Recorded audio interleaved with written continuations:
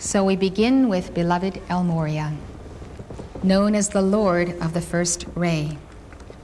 He may look fierce, but he's fiercely devoted to the will of God, because the first ray is the ray of God's will. That devotion to the will of God shines in him in these following embodiments when any one of you may have known him and walked with him. The first we record is Abraham, 2100 BC.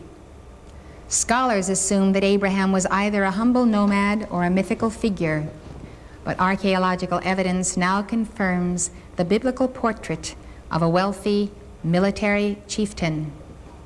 He lived in Sumer, came out of Ur of the Chaldees in obedience to the call of the Lord. El Morya was embodied as Melchior, one of the three wise men. They used a science of the stars, of astrology, to follow not only the place where Jesus was born, but the year and the hour of his birth. He was Arthur, king of the Britons, in the 4th or 5th century. Until recently, Arthur has been assumed to be legendary, but today both archaeological and literary investigations reveal a 4th or 5th century leader who conforms to the profile of King Arthur. He used Roman military tactics and lived in Scotland. There are also locations that say that Camelot was in England, not too far from Glastonbury. El Morya was embodied as St. Thomas Becket. 1118 to 1170, he was Lord Chancellor of England, friend and advisor to King Henry II. He became Archbishop of Canterbury. He came into conflict with the king over the rights of the church. And shortly following Christmas, on December 29th, 1170, he was murdered in Canterbury Cathedral by 4 knights who took literally Henry's remark that he wished to be rid of this turbulent priest. The tremendous bravery and courage with which he went to that altar knowing that these men were pursuing him is just one more life's example of the dedication of his soul to be the embodiment of the will of God. The strength and the courage of beloved El Morya, even in the embodiments I have thus far named, is a guiding light to all who know him and feel the presence of his love. El Morya is the master who called me when I was a student at Boston University. He appeared to me. He was the first master I had ever seen with my own inner eye, with the exception of Saint Germain, who had come to me when I was 18. He was there in full presence, powerfully radiating his aura, and said, "I have need of a feminine messenger. Go to Washington to be trained under Mark Prophet." That was his message. Having so delivered it, he moved on. Morya is very straightforward, very direct, and very much active in the affairs of state in the world today, as he was in his embodiment as St. Thomas More, 1478 to 1535, Lord Chancellor of England. He was lawyer, judge, statesman, author, poet, and humanist. All of those callings reflect the first ray. Now, these rays of God are 7 ways that you can attain personal Christhood, putting on the light of God through the works of one of these 7 rays or 7 planes of being. Again, he comes in conflict with Henry, this time Henry VIII, for refusing to take the oath of supremacy, which implied the rejection of papal authority and made Henry the head of the English Church. He was convicted of treason on perjured evidence and beheaded.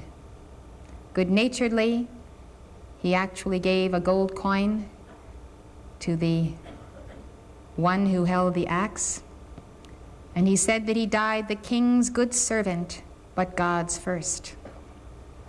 At any time, he could have complied with the king's request and compromised his soul.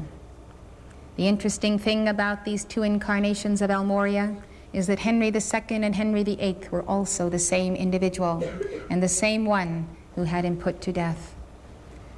So we discover as we read the Lords of the Seven Rays, the ties, lifetime to lifetime, in these seven masters, and we realize that we also have many ties, many interesting relationships that are carryovers from previous lifetimes. And as I said before, in this age of reckoning, we go through many situations and relationships, but always the purpose being to release the light of God, the Holy Spirit, for balance, for blessing, for resolution, for love, whereby we can go in peace and not be bound by age-old wounds, hurts, angers, sorrows, prejudices, fears, and envies. We find Morya as Akbar, 1542 to 1605, the greatest of the Mughal emperors of India. He has been described as one of the few successful examples of Plato's philosopher king.